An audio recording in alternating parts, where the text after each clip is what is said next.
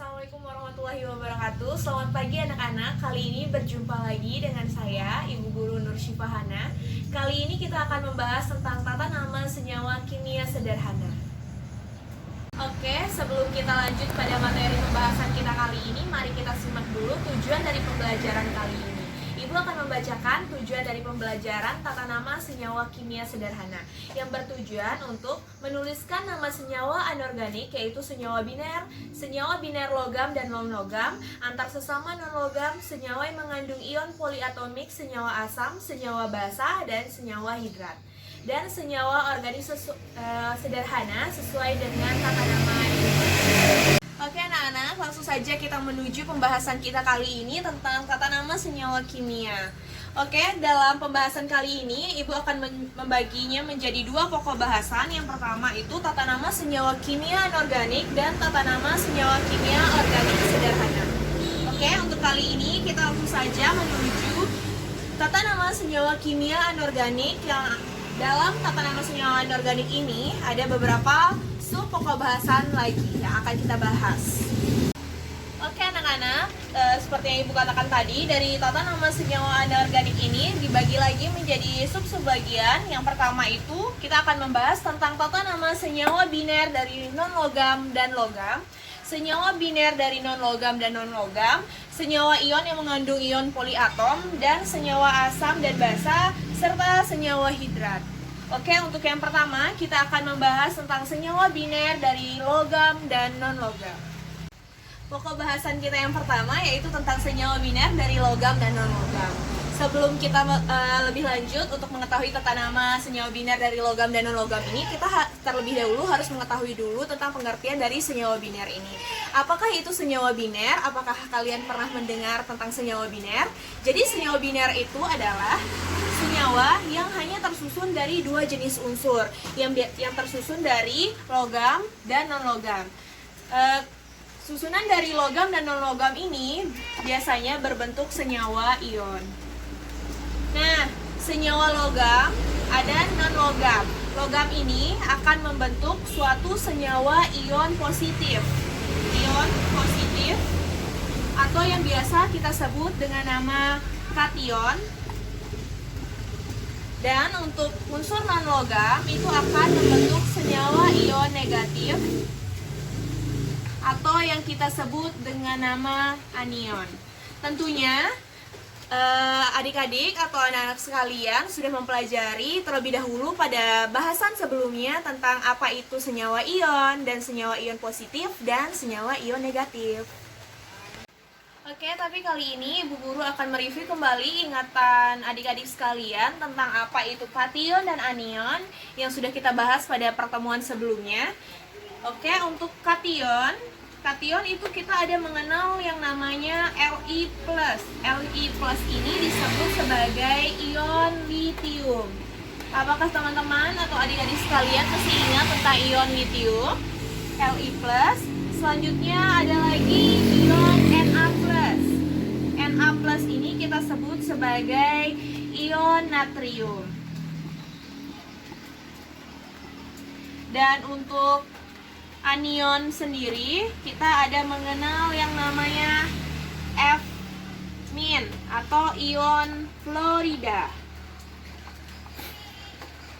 Dan ada juga yang kita kenal yaitu Cl-, yaitu ion klorida. Apakah anak-anak sudah mengingat kembali tentang pelajaran pada materi sebelumnya? Oke, Ibu rasa setelah tadi Ibu mereview lagi ingatan teman-teman di rumah tentang kation dan anion, Ibu kira teman-teman sudah ingat tentang apa itu kation dan apa itu anion dan bagaimana bentukan dari kation dan anion.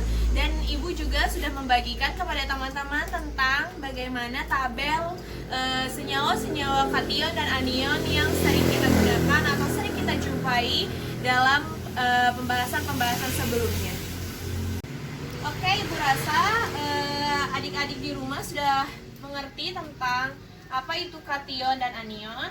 Lanjut saja sekarang untuk pembahasan tata nama senyawa biner dari logam dan non-logam ini, kita akan membaginya menjadi dua lagi, yaitu tata nama senyawa biner logam dan non-logam yang memiliki satu. Oke, setelah mereview tadi ingatan teman-teman tentang itu kation dan anion, lanjut saja kita kepada tata nama senyawa biner dari logam dan non-logam. Dalam pembahasan ini juga dibagi menjadi dua pokok bahasan. Yang pertama, tata nama senyawa biner logam dengan satu bilangan oksidasi atau logam utama, dan tata nama senyawa biner logam yang memiliki beberapa bilangan oksidasi. Biasanya ini yang lebih dari satu bilangan oksidasinya ini termasuk logam transisi. Oke, sekarang kita akan membahas tentang tata nama senyawa biner logam dengan satu bilangan oksidasi atau logam utama. Oke, untuk senyawa dengan logam satu bilangan yang memiliki satu bilangan oksidasi atau logam utama, tata nama senyawanya yaitu kita akan menuliskan nama logamnya terlebih dahulu. Nama logamnya, lalu kita beri spasi. Lanjut kita akan menuliskan nama dari non-logam.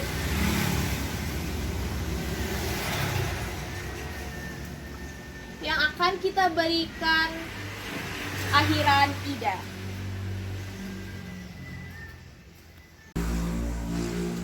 Oke, untuk memahami lebih lanjut tentang tata nama senyawa ini, Ibu akan memberikan contoh. Contohnya yaitu ada senyawa NaCl. Apakah teman-teman di rumah tahu apa itu NaCl? NaCl termasuk senyawa yang sering kita gunakan dan sering kita jumpai dalam kehidupan sehari-hari. NaCl ini merupakan garam dapur. Seperti yang kita tahu, garam dapur itu tidaklah asing untuk kita karena biasa kita gunakan untuk penambahan dalam makanan agar memiliki rasa yang biasa digunakan oleh ibu-ibu kalian ketika memasak di rumah. NaCl ini akan kita analisis terlebih dahulu. Dia berasal dari kation Na+ dan anion Cl-, di mana untuk pemberian namanya kita akan menuliskan nama logamnya terlebih dahulu, yaitu natrium. Lalu kita beri spasi dan kita tuliskan nama non-logamnya klor. Dan kita beri akhiran ida menjadi natrium klorida. Oke, ini contoh yang pertama. Lanjut lagi untuk contoh yang kedua. Ibu akan memberikan contoh yang kedua, yaitu MgCl2. Kenapa MgCl2 dan ini NaCl? Kita akan analisis terlebih dahulu dari mana asalnya senyawa biner ini. Mg itu berasal dari Mg2+, dari kation Mg2+, dan Cl berasal dari Cl-. Jadi namanya yaitu magnesium klorida.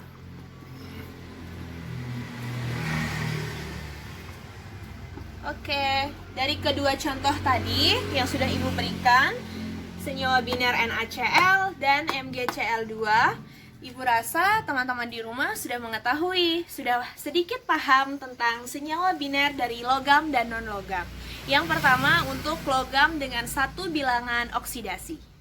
Oke, lanjut untuk pembahasan selanjutnya tentang tata nama senyawa biner dengan logam yang memiliki lebih dari satu bilangan oksidasi, yang biasanya yaitu logam transisi. Sama seperti yang tadi untuk logam utama, dan ini untuk logam pada bilangan oksidasinya yang lebih dari satu, kita akan menuliskan nama logamnya terlebih dahulu, lalu ditambahkan dengan bilangan oksidasinya yang kita tuliskan dalam angka Romawi. Lalu kita beri spasi dan kita tuliskan nama non-logam dan kita beri akhiran ida. Yang membedakan hanya pada penulisan bilangan oksidasi dalam bentuk angka Romawi. Oke, untuk lebih memahami, Ibu akan memberikan contoh. Ibu akan memberikan contoh dua. Ada dua contoh, yaitu untuk senyawa FeO dan Fe2O3. Seperti tadi, kita akan analisis terlebih dahulu dari mana asal dari FeO ini. Berasal dari senyawa Fe2+, senyawa kation dari kation Fe2+, dan anion O-, O2-. Kita akan beri namanya. Fe ini kan namanya itu besi 2 karena bilangan oksidasinya itu 2+, jadi kita tuliskan besi 2. Dan O2- itu adalah oksigen, jadi kita tulis oksida karena diberi akhiran ida, oksida. Jadi namanya itu besi 2 oksida. Lanjut untuk contoh yang kedua, kita akan analisis juga dari mana asalnya. Fe2O3 itu berasal dari Fe3+ dan O2-. Jadi namanya yaitu besi 3 karena bilangan oksidasinya 3 dan oksida. Jadi namanya adalah besi 3 oksida. Dari dua contoh yang sudah Ibu jelaskan, Ibu rasa teman-teman di rumah sudah mengerti tentang tata nama senyawa biner dari logam dengan bilangan oksidasi yang lebih dari 1. Oke, kita lanjut kepada pokok bahasan yang kedua tentang senyawa biner non-logam dan non-logam. Jika tadi pada senyawa biner yang terbentuk dari ikatan logam dan non-logam itu biasanya akan membentuk suatu senyawa ion. Untuk senyawa biner gabungan dari dua non-logam ini biasanya akan membentuk suatu senyawa kovalen. Mengapa demikian? Karena senyawa biner ini terbentuk dari penggabungan dua unsur yang melalui ikatan kovalen. Untuk tata nama senyawanya sendiri, untuk senyawa biner dari dua jenis non-logam ini, kita akan menuliskan terlebih dahulu jumlah atom dalam bahasa Yunani.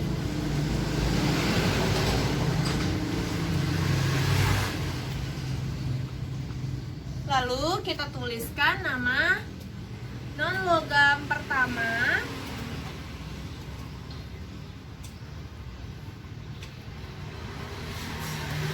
Lalu kita beri spasi. Lalu kita tuliskan lagi jumlah atom dalam bahasa Yunani. Lalu kita tuliskan nama non-logam kedua.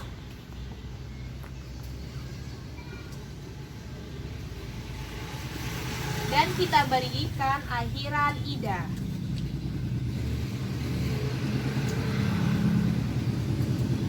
Sebelumnya Ibu akan menjelaskan apa sih jumlah atom dalam bahasa Yunani. Oke, jadi pertama kita akan mempelajari dulu tentang apa sih jumlah atom dalam bahasa Yunani. Jumlah atom dalam bahasa Yunani ini disebut sebagai indeks angka. Yang pertama 1 itu disebut dengan mono, 2 itu di, 3 tri, 4 tetra, 5 penta, 6 itu sama dengan heksa, 7 hepta, 8 okta, 9 itu nona, dan yang 10 itu deka.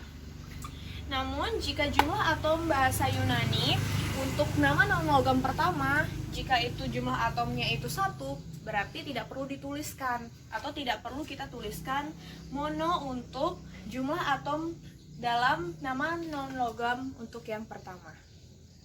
Oke, untuk dapat memahami lebih lanjut, di sini Ibu Guru sudah menyiapkan ada 4 contoh untuk senyawa biner dari dua jenis non-logam. Yang pertama ada CO, CO2, N2O, dan yang terakhir N2O5. Yang pertama untuk nomor 1, kita akan analisis dulu si CO ini berasal dari unsur apa saja. Ini kan berasal dari unsur karbon dan oksigen. Jadi kita nggak perlu tahu dulu nih si karbon itu jumlahnya berapa. Karbon itu di sini jumlahnya 1, jadi kita tidak perlu menuliskan karena karbon terletak dalam nama non-logam pertama, yang berarti itu mono. Mono tidak perlu dituliskan untuk nama non-logam pertama. Berarti langsung saja kita tuliskan karbon, lalu spasi, jumlah atom dalam bahasa Yunani untuk nama non-logam kedua. Di sini oksigen itu ada 1, berarti kita menuliskan mono. Mono oksigen. Karena dia di akhir, kita tambahkan akhiran ida, berarti monooksida. Menjadi karbon monooksida. Untuk contoh yang kedua, sama, karena ini C-nya jumlahnya 1, berarti langsung saja kita tuliskan karbon. Karena jumlah O-nya ada 2, berarti di. Kita tuliskan di oksida. Bisa dilihat perbedaannya untuk nama unsur non-logam keduanya. Yang ini karena jumlah O-nya ada 1, berarti menjadi mono. Dan yang ini O-nya ada 2, menjadi dioksida. Nah, selanjutnya untuk yang kedua, kita analisis dulu. Di sini ada unsur nitrogen dan oksigen. Nitrogennya ada 2, berarti kita tuliskan dinitrogen. Dan oksigennya hanya 1, berarti dinitrogen monooksida. Lanjut lagi untuk contoh yang keempat. Di sini masih sama, ada nitrogen dan oksigen. Namun di sini nitrogennya ada 2, berarti kita tuliskan dinitrogen. Karena O-nya ada 5, menjadi pentaoksida.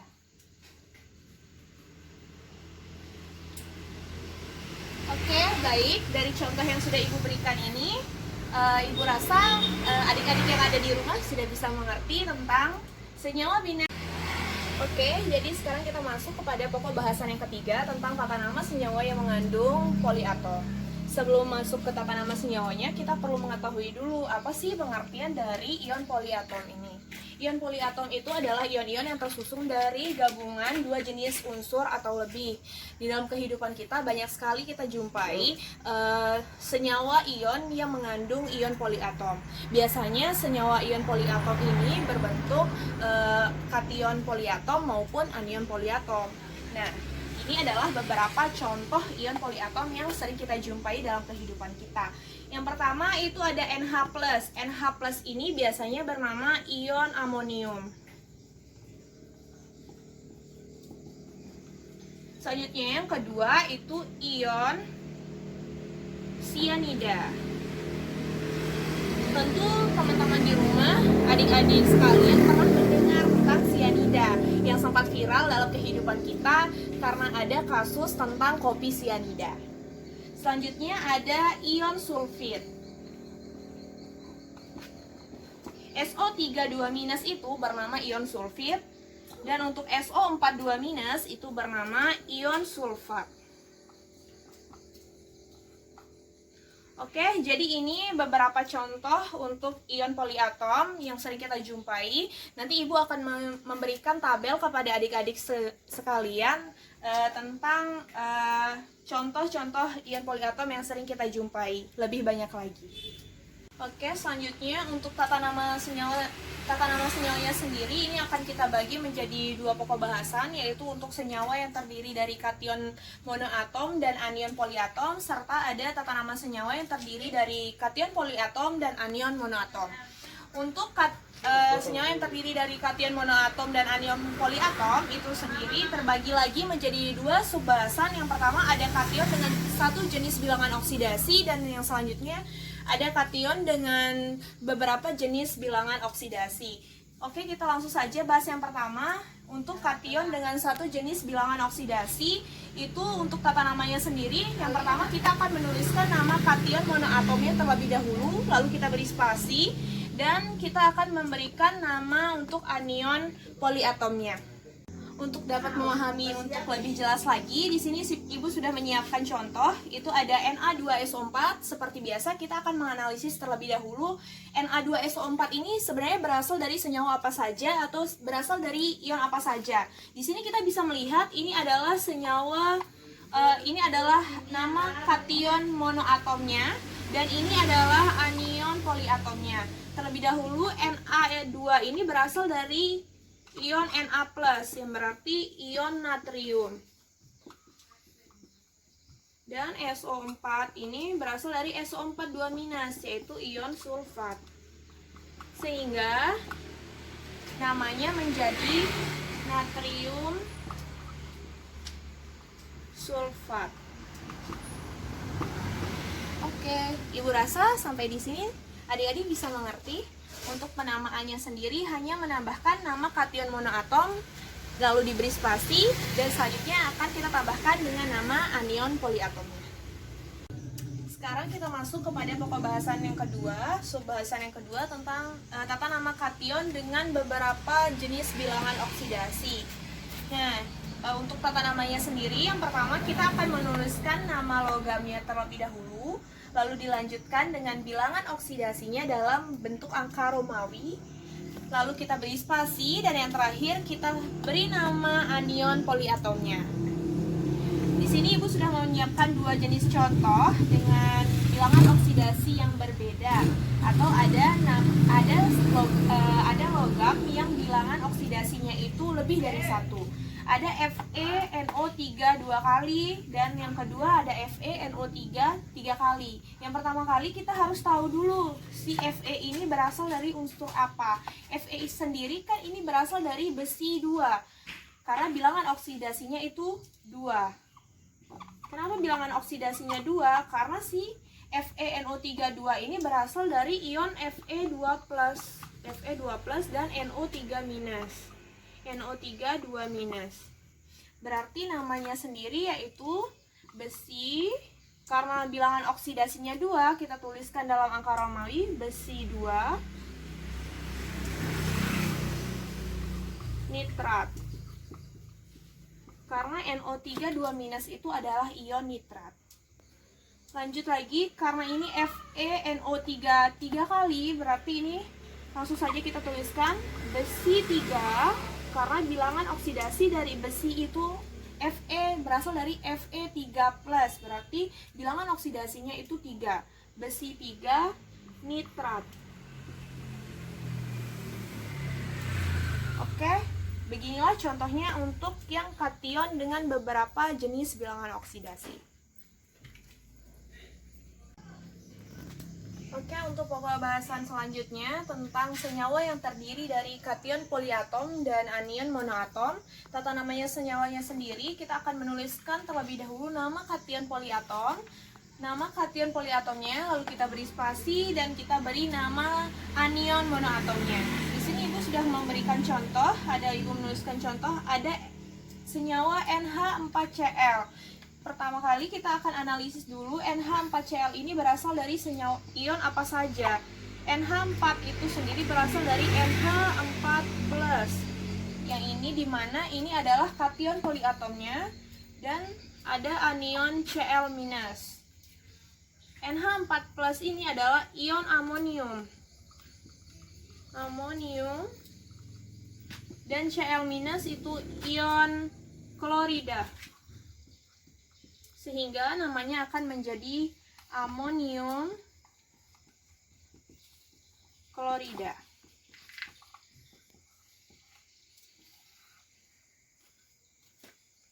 Selanjutnya untuk senyawa yang terdiri dari kation poliatom dan anion poliatom. Jadi di sini sama-sama poliatom. Untuk tata namanya itu, pertama kita akan menuliskan nama anion poliatom dulu, selanjutnya kita beri spasi dan dilanjutkan dengan nama kation poliatomnya. Di sini Ibu sudah menyediakan contoh, ada NH42SO3. Jadi seperti biasa kita akan menganalisis dulu NH42SO3 ini berasal dari ion apa saja. NH4 ini berasal dari NH4+ dan berasal dari ion SO3 2-. NH4+ ini kan ion amonium, jadi langsung saja kita tuliskan amonium.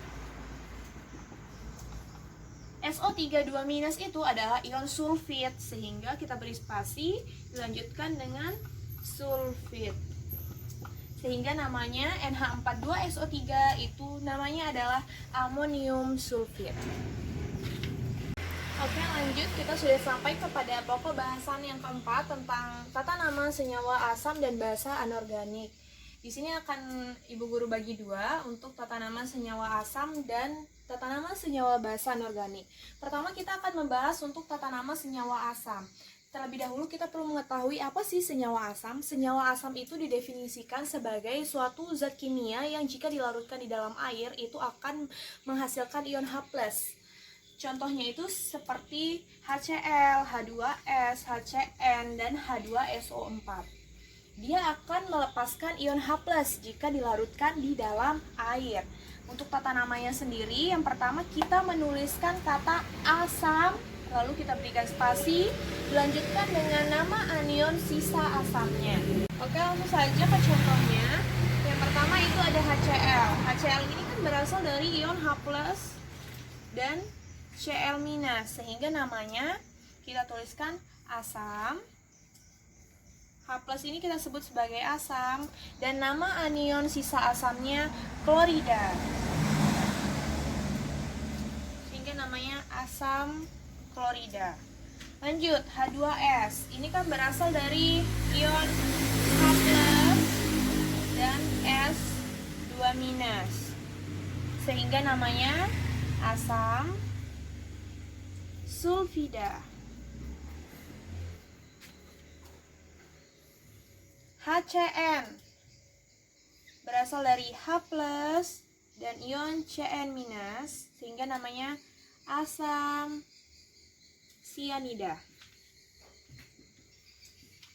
Selanjutnya ada H2SO4 berasal dari ion H+ dan SO4 2-, sehingga namanya asam sulfat.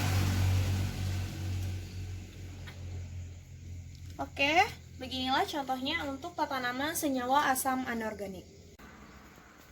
Oke, kita lanjut untuk subbahasan yang kedua untuk tata nama senyawa basa anorganik.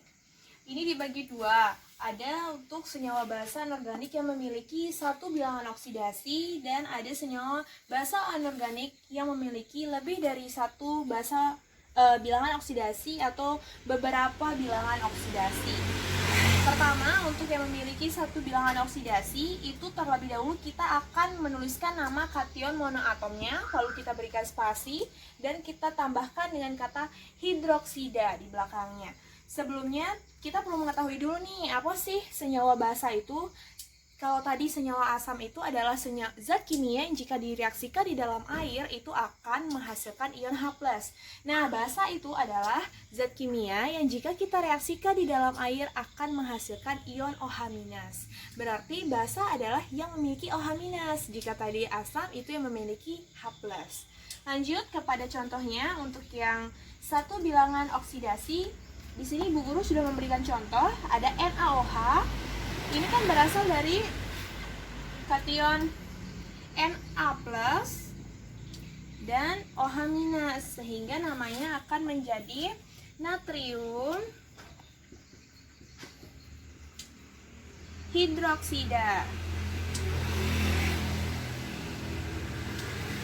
Karena OH itu adalah hidroksida. Lanjut, untuk yang memiliki lebih dari satu bilangan oksidasi, itu kita akan menuliskan nama logamnya terlebih dahulu, lalu kita menuliskan bilangan oksidasinya dalam angka Romawi, lalu kita berikan spasi, dan yang terakhir kita tambahkan kata hidroksida di belakangnya. Di sini ada Ibu Guru menuliskan contoh, ada FeOH2. FeOH2 itu berasal dari Fe2+ dan OH-, di mana kita namanya akan menjadi besi 2. Karena bilangan oksidasinya dari Fe2+ itu 2. Kita beri spasi dan di belakangnya ditambahkan hidroksida, sehingga namanya akan menjadi besi 2 hidroksida. Oke, sekarang kita sudah sampai kepada pokok bahasan yang terakhir untuk senyawa anorganik, yaitu tata nama senyawa hidrat anorganik. Terlebih dahulu kita perlu mengetahui dulu nih, apa sih pengertian dari senyawa hidrat itu? Senyawa hidrat itu adalah senyawa yang mengandung sejumlah tertentu molekul air yang terikat pada senyawa tersebut. Untuk tata namanya sendiri, yang pertama kita akan menuliskan dulu nama senyawanya, lalu dilanjutkan dengan spasi, lalu kita beri awalan Yunani jumlah airnya. Maksudnya awalan Yunani jumlah air, seberapa banyak air yang terkandung dalam senyawa tersebut. Yaitu yang pertama jika 1 berarti mono, jika 2 di, 3 tri, 4 tetra, 5 penta, dan seterusnya. Lalu di terakhir kita berikan akhiran hidrat untuk untuk airnya. Nah, di sini Ibu Guru sudah menyiapkan ada contoh. Di sini ada CuSO4 5H2O. CuSO4. CuSO4 ini kan nama senyawanya dulu nih. Berarti ini tembaga 2. Tembaga 2. Karena CuSO4 kan berasal dari Cu2+ dan SO4 2-, sehingga namanya menjadi tembaga 2 sulfat. Karena jumlah airnya ada 5, sehingga kita tuliskan pentahidrat. Sehingga namanya menjadi tembaga 2 spasi pentahidrat. Oke, seperti yang Ibu Guru katakan tadi, ini adalah pokok bahasan terakhir kita tentang senyawa anorganik, tata nama senyawa anorganik untuk pertemuan kali ini. Untuk pokok bahasan selanjutnya, kita akan bahas di minggu yang akan datang tentang tata nama senyawa kimia organik sederhana. Untuk lebih mendalami tentang senyawa anorganik, Ibu Guru akan mengirimkan tugas kepada anak-anak dan dikerjakan di rumah dan akan dikumpulkan pada pertemuan selanjutnya. Dan jangan lupa belajar tentang tata nama senyawa organik sederhana. Tetap di rumah, jaga kesehatan. Wabillahi taufiq wal hidayah. Wassalamualaikum warahmatullahi wabarakatuh. Selamat pagi.